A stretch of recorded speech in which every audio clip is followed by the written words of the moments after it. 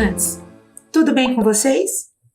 Hoje eu, a professora Andréia e a professora Karen, minha colega, estamos aqui para conversar com vocês hoje sobre mais uma aula do projeto Mãos na Massa. Hoje eu trouxe outro assunto que eu acho que vocês vão gostar muito. Com certeza você já viu em algum lugar o assunto de hoje, mas não sei muito bem se vocês sabem o que significa. Nós encontramos esse assunto em camisetas, adesivos, almofadas e até em tatuagens. Mas será que vocês sabem o que significa? Muitas vezes nós vemos esses símbolos em desenhos, ícones estampados. Achamos bonitos e acabamos usando por causa das cores, das belas formas. Chegamos até a usar objetos com aqueles desenhos. Mas nunca paramos para pensar na sua origem e no seu significado. Vocês já pararam para pensar em mandalas? Com certeza você já viu esse nome ou já viu uma mandala em algum lugar. Nos últimos anos ela se popularizou muito. Elas são encontradas numa infinidade de lugares. Nós vamos ver alguns exemplos de lugares que nós podemos encontrar as mandalas ou os desenhos que lembram mandalas. Quem vem conversar com a gente sobre isso é a minha colega de trabalho, a professora Karen. Confira lá. Agora eu vou levar vocês para dar uma voltinha pela minha casa e mostrar alguns objetos que são mandalas e alguns que têm forma ou desenho de mandala para vocês conhecerem.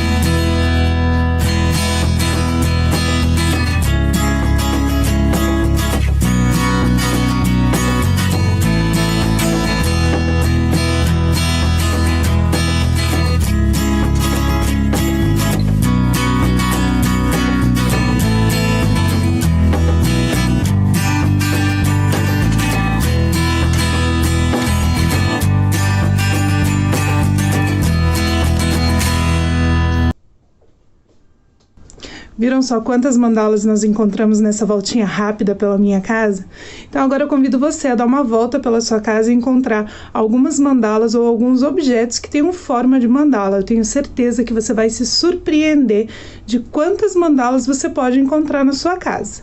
Procurem direito na casa de vocês. Se vocês não encontrarem, fiquem atentos, que em vários outros ambientes vocês vão encontrar as mandalas.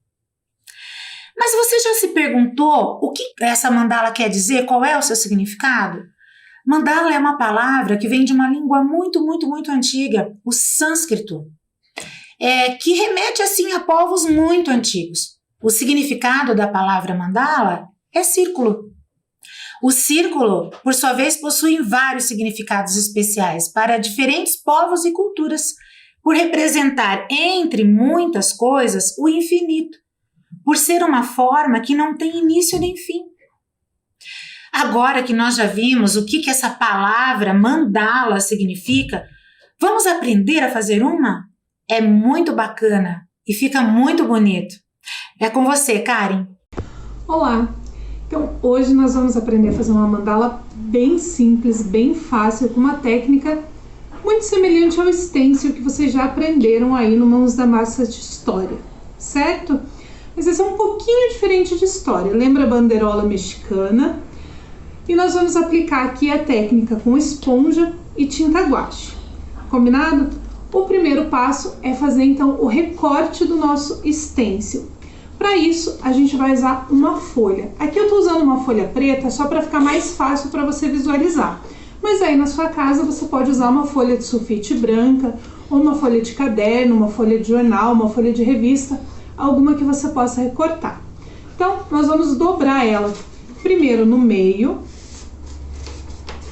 Lembra de marcar bem o vinco, dobra no meio de novo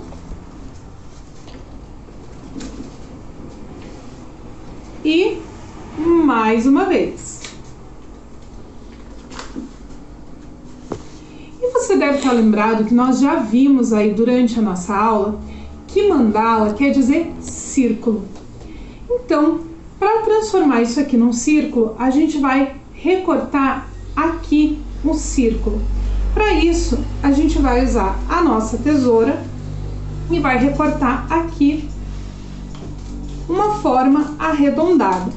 Se você quiser deixar a sua mandala com uma forma mais diferente, com algumas pontas, com algum formato diferente, você pode fazer aqui algumas pontinhas ou então algum formato que você acha que vai ficar legal na sua mandala.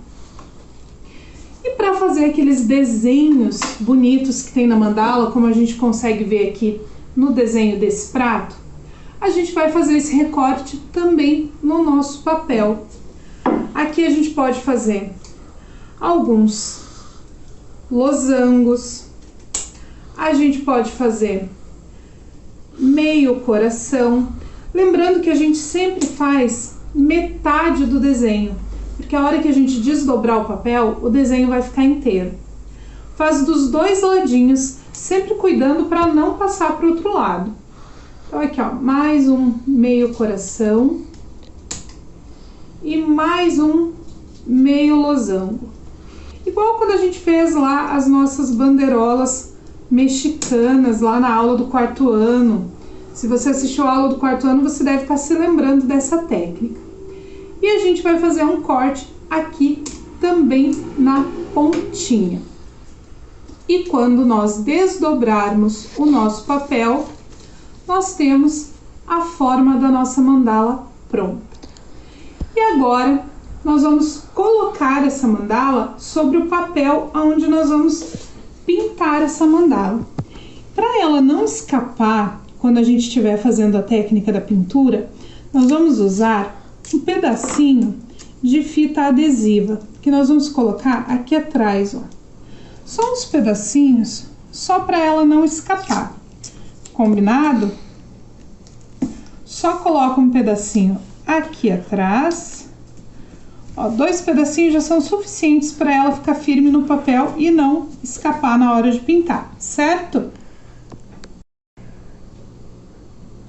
Para pintar, então, a nossa mandala nesse modelo de stencil, que aqui nós estamos fazendo uma folha de papel, mas você pode fazer isso numa sacola, daquelas sacolas de tecido, numa camiseta, né, em alguma almofada, alguma superfície que a sua família permitir que você pinte. Nós vamos usar tinta guache. Aqui eu vou usar tinta verde e vou usar também tinta vermelha, que eu acho que vai dar um contraste legal com o papel amarelo que eu tenho de fundo. E nós vamos usar um pedaço de esponja velha, aquela esponja de lavar a louça mesmo. Uma esponja velha que os adultos aí que moram com você deixarem você usar. Então, o que nós vamos fazer aqui? Nós vamos encostar a esponja ali na tinta, dar uma batidinha no prato e nós vamos dar algumas batidinhas em cima dos espaços que nós temos vazados aqui no na nossa mandala. Por isso que era importante a gente fixar ela bem na superfície que a gente vai pintar. Então, a gente vai bater sempre a esponja aqui no prato para tirar o excesso de tinta e vai batendo aqui. Agora que nós já fizemos a nossa parte que ia ser verde, nós vamos usar o vermelho. Então, aqui, nós estamos usando 2 cores, mas você aí na sua casa pode usar uma só ou quantas cores você quiser. Então, com o vermelho, nós vamos fazer a mesma coisa aqui nos outros espaços. Agora que nós já terminamos de pintar com todas as cores que nós íamos usar, o ideal aí na sua casa é que você espere a tinta secar. Aqui, como não dá tempo de eu esperar a tinta secar para mostrar para vocês, eu vou tirar esse papel escuro, que foi o que nós usamos de modelo, só para você ver como que ficou então o resultado da nossa mandala feita com essa técnica. Se você quiser, você pode depois, com a canetinha, fazer algumas linhas aqui no centro, fazer alguns outros desenhos completando. E você tem duas mandalas coloridas, o molde e o seu desenho, né, o seu carimbo da sua mandala, que você pode usar as duas aí juntas ou fazer várias composições diferentes. Viu como é fácil fazer uma mandala? Bacana, né? E quanto mais cores você usar, mais colorido vai ficar e mais chamativo ainda. Bom, agora você deve estar se perguntando, e as mandalas? Elas têm alguma relação com a religiosidade?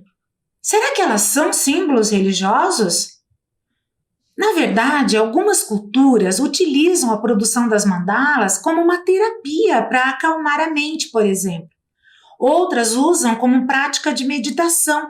Você já deve ter visto ou ouvido falar naqueles livros de colorir mandalas. São desenhos extremamente detalhados que as pessoas compravam, mas que não se atentavam de que realmente aquilo poderia representar uma mandala. Mas, na verdade, é que a menos que você decore a sua mandala como um símbolo religioso, ela por si só não tem um objetivo religioso.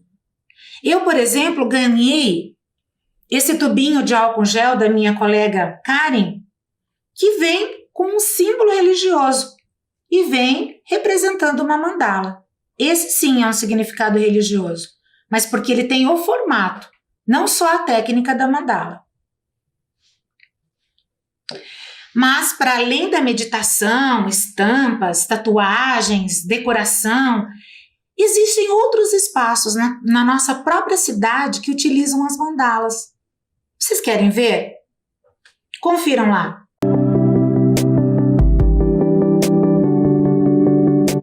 Oi, pessoal! Bem-vindos à nossa Horta Mandala!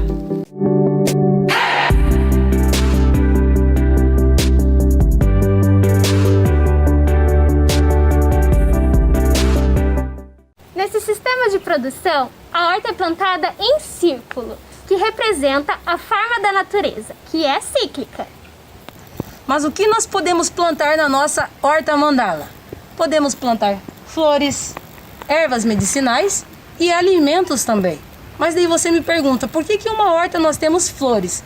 Porque aqui nós usamos o sistema de agroecologia, que nós não usamos e minimizamos o uso de agrotóxicos ou qualquer outro produto que possa fazer mal às nossas plantinhas.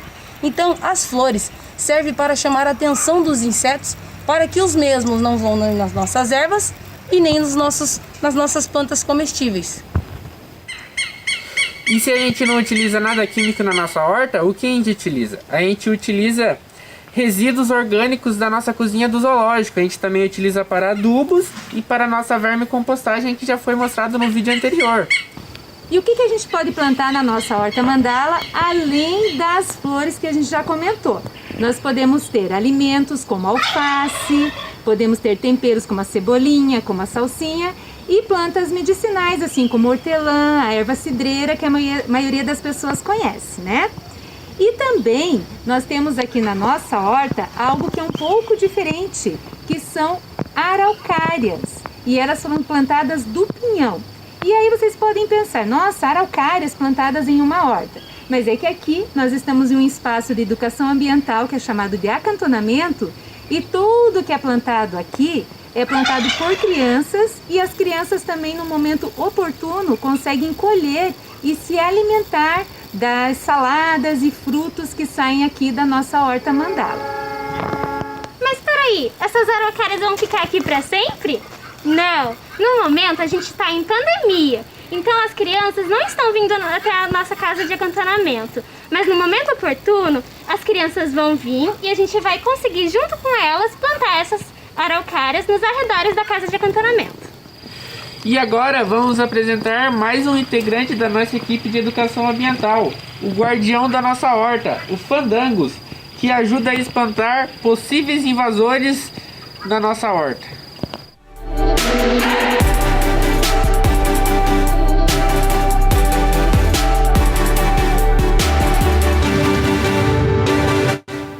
Fiquem ligados e aguardem os nossos próximos vídeos. Tchau! Vocês imaginavam que existia uma mandala no nosso zoológico e que ela poderia estar numa horta? Curioso, não é? Então, agora pensando nas imagens que nós vimos, nos vídeos e de como fazer uma mandala, e mesmo nesse da horta, você percebeu que existe uma coisa comum entre elas? Você olha e você já consegue identificar, é uma mandala. O que você acha de parecido em todas elas? Eu notei que existe uma simetria entre elas. Vocês sabem o que é simetria? A professora Alessandra, de matemática, vai explicar para vocês. Olá pessoal, tudo bem com vocês? Bem, eu estou aqui para tratar de um assunto bem legal, que é a simetria. Por que esse assunto é bem legal? Porque a simetria, ela alia a matemática com a arte, com a harmonia, com a beleza. Vamos observar aí, ó, as seguintes imagens. Essa imagem, será que ela apresenta alguma harmonia, alguma simetria? Beleza, eu considero que ela transpassa, né, uma certa beleza aí. Essa outra imagem, será que tem alguma simetria por trás dela? E essa? Nessa daqui eu diria que tem um padrão, né? Parece que é uma repetição de um padrão. E aí, será que tem simetria também? E essa aqui? Essa aqui me lembra muito aquela busca pela perfeição do rosto, pela harmonização facial. E o que é essa harmonização facial? Ela nada mais é do que você tentar deixar um lado do rosto mais simétrico com o outro.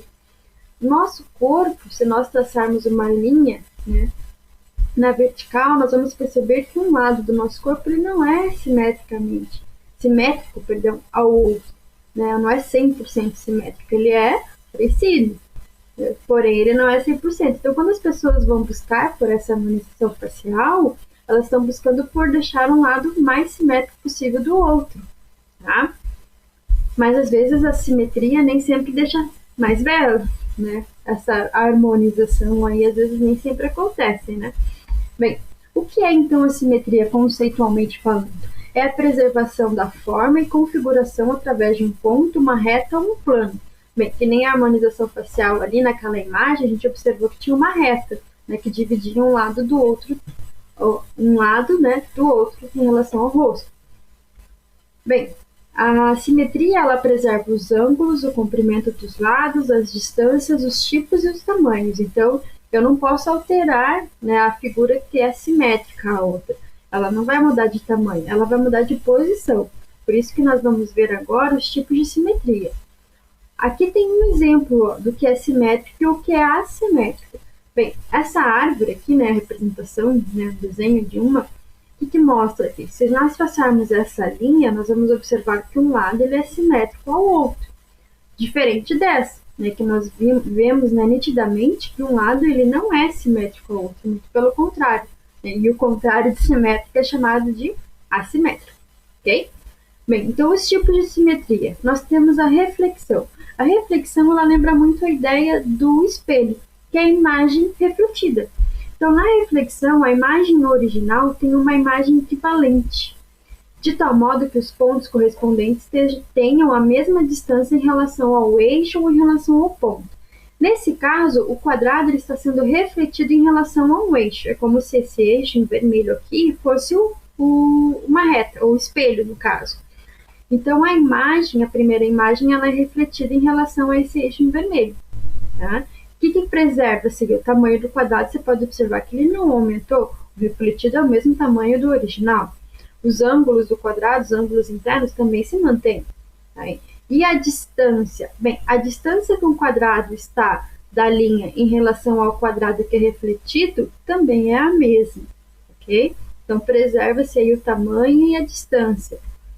Agora, a rotação. A rotação ela acontece em relação a um ponto. Observe que esse quadrado aqui ele está girando, nesse caso no sentido anti-horário, mas ele pode rodar também, né, rotacionar no sentido horário.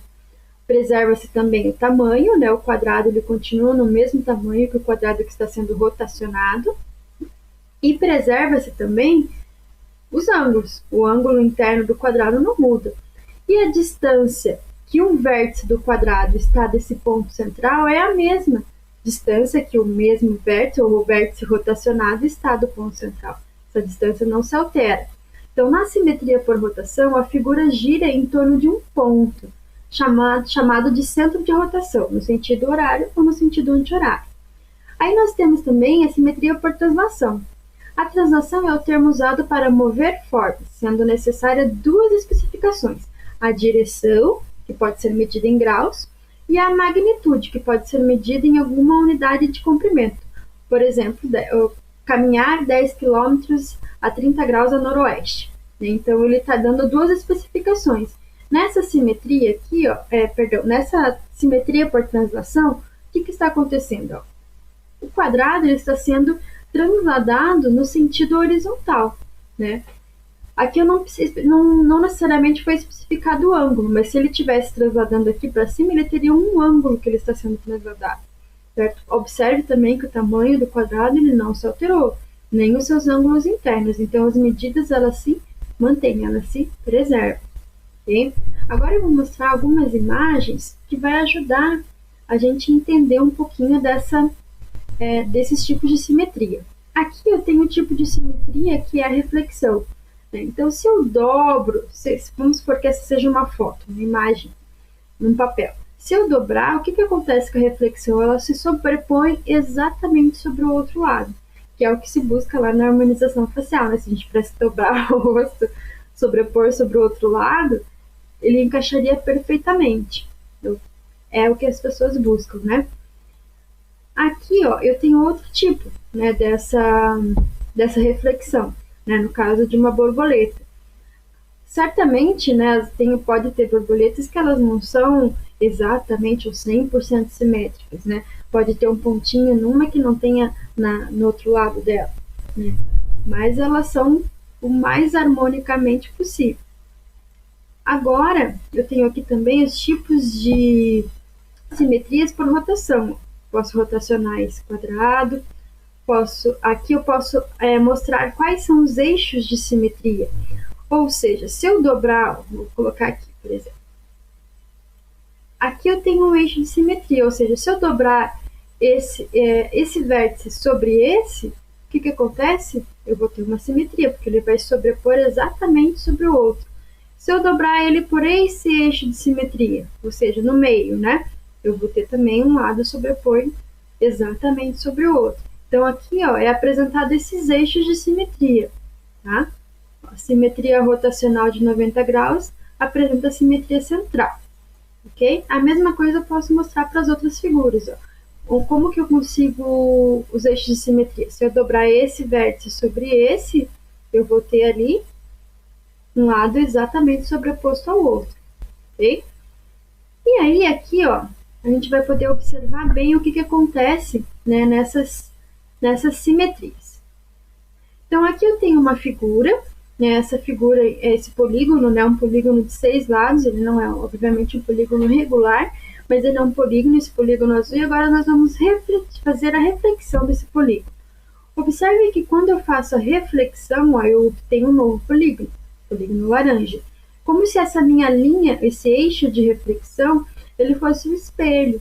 Então, a imagem refletida em azul, que está aqui em laranja, ela aparece desse modo como está sendo apresentada.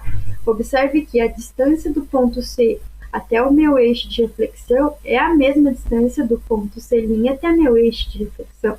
A mesma coisa acontece com o vértice B' com o B, o D com o D', e assim por diante. Ok? Agora vamos observar a translação. A translação, como dito lá, ela precisa nos dar uma orientação. Eu vou transladar na horizontal, eu vou transladar na vertical, eu vou transladar com algum ângulo que foi me dado. E qual é a distância que eu quero transladar? Eu quero perto da figura original, eu quero mais longe? Quanto mais longe? Então eu preciso dessas duas informações. a direção e qual é a distância, ok? Observe também que essa imagem vermelha, ela mantém o tamanho, né, em relação à imagem azul, polígono azul.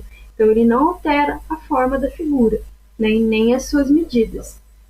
Agora, a rotação. Bem, a rotação, como dito, ela acontece em relação a um ponto central. Então, o que acontece aqui? Ó? Essa minha imagem em rosa é a imagem que eu estou rotacionando em relação ao azul. Eu posso rotacionar tanto no sentido horário quanto no sentido anti-horário. Observe que preserva-se também o tamanho, ó, tanto que eu consigo sobrepor uma pela outra exatamente bem encaixadinho ali, ó, ok? Então essa seria a minha simetria por rotação. E aí tem uma que nós não comentamos ali anteriormente, que é a reflexão deslizante, ou reflexão com deslizamento. O que isso significa? Que além de refletir, ela vai deslizar. Então aqui está meu eixo de reflexão. Então eu refletia esse polígono azul, ele saiu como se fosse cinza que está apagadinho aqui. Mas além de refletir, eu deslizei, eu transladei. Tá? Então ele acontece duas transformações simultaneamente. Ok? Bem, espero que tenha ficado um pouco mais claro o que é a simetria, os tipos de simetria e que você tenha conseguido perceber aí como a matemática, a simetria, ela está no nosso dia a dia, até na questão de harmonização facial, por exemplo. Ok? Até a próxima! Obrigada, professora Alessandra. Mas o círculo tem uma importância grande para outros povos e culturas também. Puxa, quanta coisa legal foi possível nós aprendermos somente observando as mandalas, não é mesmo? Mas as mandalas, elas são originárias de uma região lá da Ásia, isso a gente não pode esquecer. Assim como nós vimos, ela vem do sânscrito, de um lugar onde hoje é a Índia.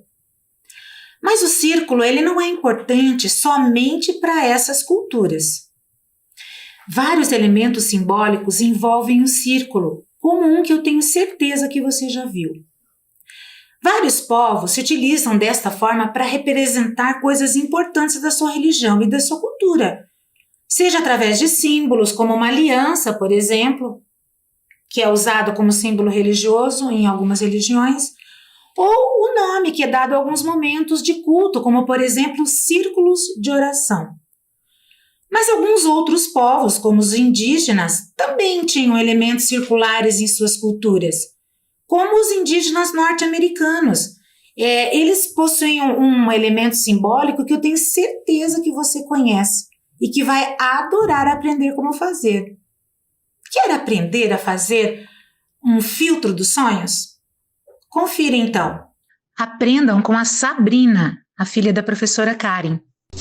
Hoje nós vamos aprender como fazer um filtro dos sonhos como esse aqui, utilizando principalmente materiais recicláveis para fazer o aro e também para fazer os enfeites dele depois. Para isso a gente vai precisar de um jornal, ou pode ser uma revista ou algum outro tipo de papel que já não seja mais usado, pode ser aquelas cartinhas de supermercado ou folha de caderno antigo. Eu vou usar fio de costura para fazer a trama aqui no meio, mas você pode usar lã ou qualquer outro tipo de fio que você tenha em casa. Vai precisar de alguma fita adesiva, a tesoura e papel para fazer as penas do nosso filtro dos sonhos. Eu vou usar o papel que já é colorido, mas se você não tiver papel colorido em casa, pode fazer com papel sulfite e pintar ele antes ou depois da pena já estiver feita. Então, para começar, a gente vai abrir o nosso jornal ou a folha de revista que for usar. Se você for usar uma folha de papel sulfite, ela é menorzinha, então você pode colocar uma do ladinho da outra assim e passar uma fita adesiva aqui para unir as duas. Para ficar maior que nem esse aqui. Daí acontece que fica um pouquinho menor só. A gente vai enrolar isso aqui, fazendo um rolinho bem apertadinho para fazer o nosso aro.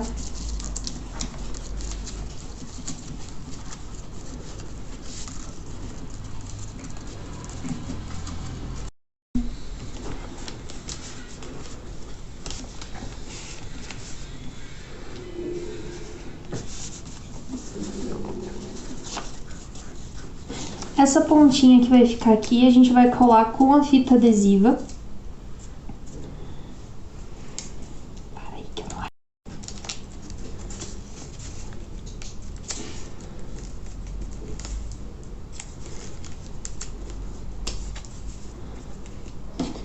Aí a gente corta fora essa parte da ponta que fica mais molinha, porque isso vai atrapalhar na hora de enrolar. Já vou deixar a fita recortada. E aí a gente vai dobrando assim o jornal para ele ficar molinho, conseguir fazer o círculo do nosso filtro.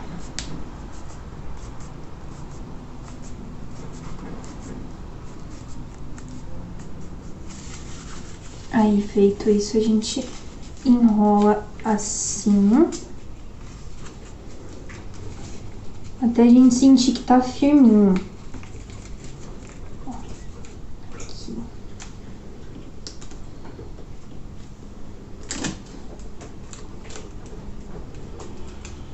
Assim. E aí pode cortar fora se sobrar uma pontinha, igual sobrou no meu. Depois que ele já tiver colado, a gente vai dando mais uma ajeitadinha. Ele não vai ficar um círculo perfeito, porque ele é feito de jornal e o jornal é durinho, mas não tem problema, porque o filtro dos sonhos comum também não é bem redondinho, porque ele é feito, costuma ser feito de madeira ou de cipó.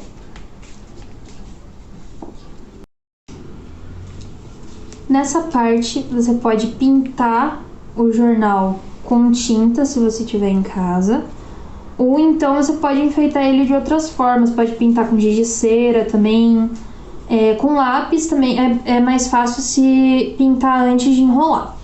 Eu aqui vou fazer com lã, eu vou enrolar a lã nele inteiro, para ele ficar diferente, para não ficar aparecendo o jornal.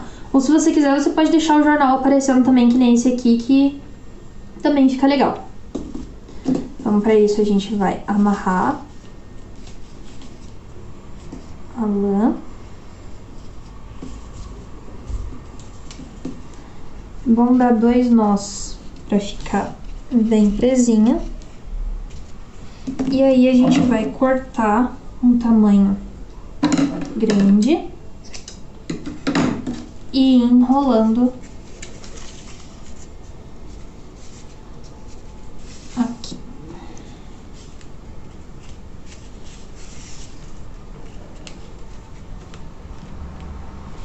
Pode parar.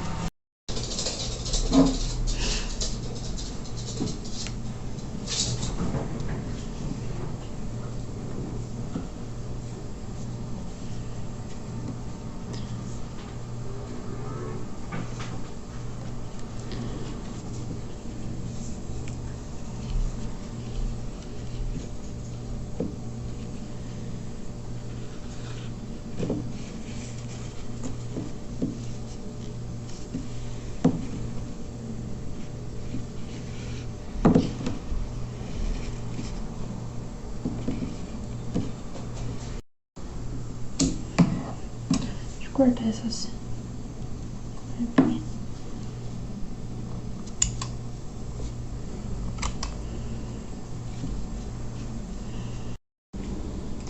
Pra gente começar a fazer a trama aqui no meio, a gente vai precisar de um fio pra fazer. Pode ser fio de costura ou lã ou qualquer outro fio que você tenha em casa. Mas tem que cortar ele bem comprido aqui, porque não dá pra emendar um no outro no meio da trama aqui, tá? Então, pra começar, a gente vai dar um nozinho aqui. Tem que fazer um nozinho bem apertado pra não soltar. Aí, ó, a gente vai pegar aqui e vai fazer uma linha pra cá. E vai enrolar o fio por dentro. fazendo uma linha que vai ficar assim. Foi. E vai continuar fazendo toda a extensão do círculo. Aí vai ajeitando pra ficar... Tem que cuidar pra ficar com os espaços parecidos. Se ficar um pouco menor ou um pouco maior, não tem problema. Mas não pode ficar muito diferente pra não ficar torto depois.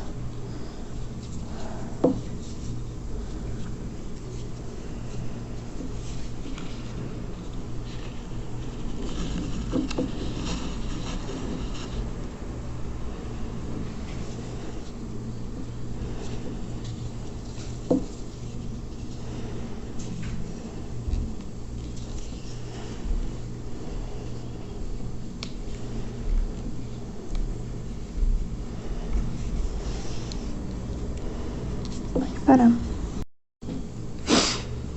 Daqui, a gente, em vez de fechar aqui, a gente vai emendar nesse fio que já tem aqui, ó. Então, a gente vai fazer a mesma coisa que a gente fez pra cá, só que por cima do fio. Então, vai passar por dentro do fio e dar uma voltinha aqui.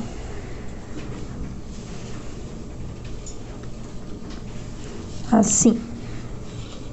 Tem que cuidar sempre pra isso aqui ficar no centro, pro nozinho ficar bem no meio do fio. E aí a gente vai pro próximo.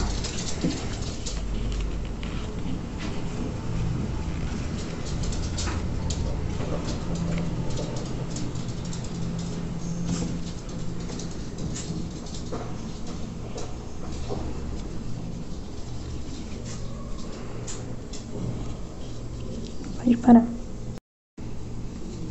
Agora a gente vai fazer a terceira linha do nosso filtro. De novo, enrolando no fio de cima. Do mesmo jeito que a gente fez a segunda, a gente vai repetir o terceiro. E assim vai indo até fechar e ficar um buraco pequenininho aqui, até acabar o fio que tá na nossa mão.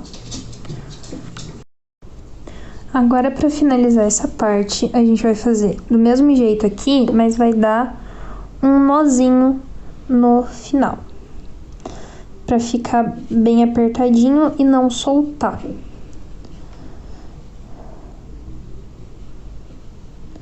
Pode dar um nozinho duplo, para ter mais certeza. Aqui, e aí é só cortar o fiozinho que sobrou. Pode parar. Então, como o meu fio era mais curtinho, ele ficou assim, com esse buraco aqui no meio. Se você fizer com um fio mais longo, dá pra ir fazendo até ele ficar bem juntinho, tá vendo? E aí ele vai ficar bem fechado. Se tiver em casa continha ou miçanga, dá pra colocar uma aqui no meio pra fazer o acabamento. Então agora eu vou mostrar como é que a gente vai fazer as penas para amarrar aqui embaixo do nosso filtro dos sonhos para ficarem penduradas. Para isso a gente vai usar o papel colorido ou um papel pintado. E aí a gente vai desenhar uma pena no papel. As da pena.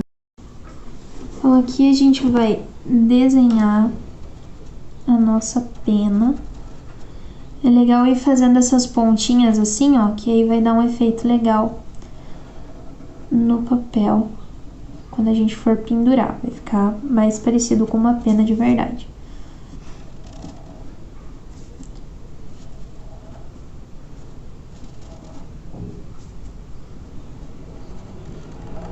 Pode fazer.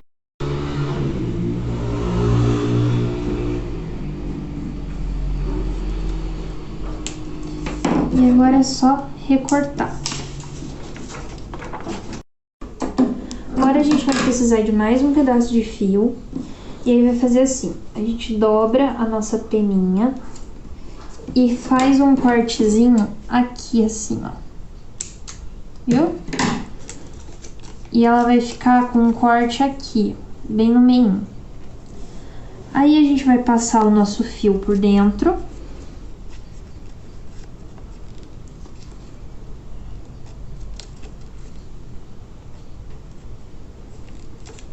Assim. Viu?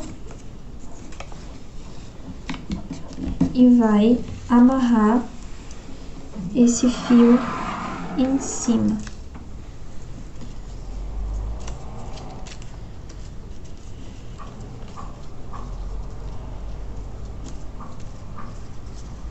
Pra ficar bem presinha.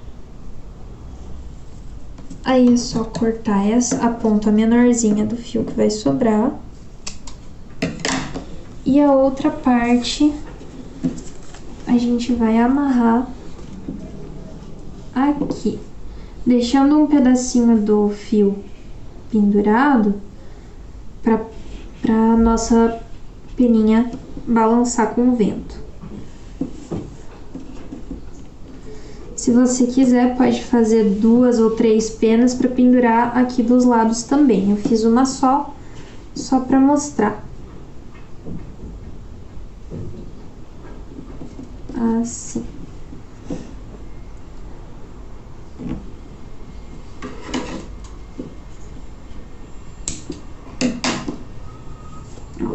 Nossa peninha pendurada.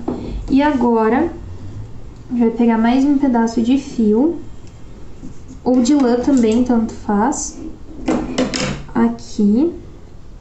Vai amarrar uma ponta na outra. Assim.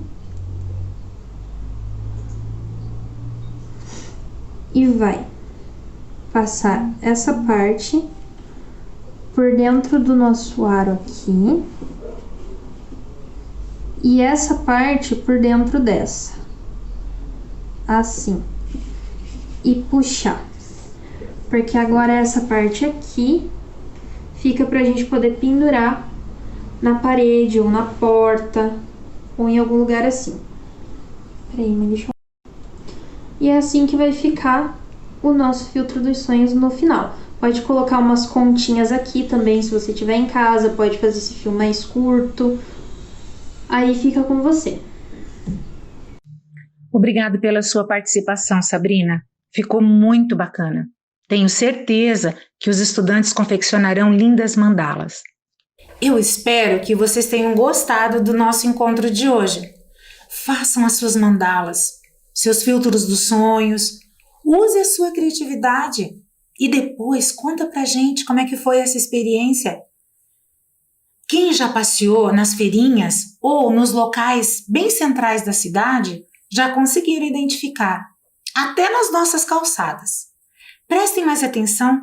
Quando vocês saírem pela cidade, procurem por esses símbolos. Agora que vocês já sabem qual é o seu significado, vai ficar muito melhor e muito mais bacana você entender por que eles estão ali.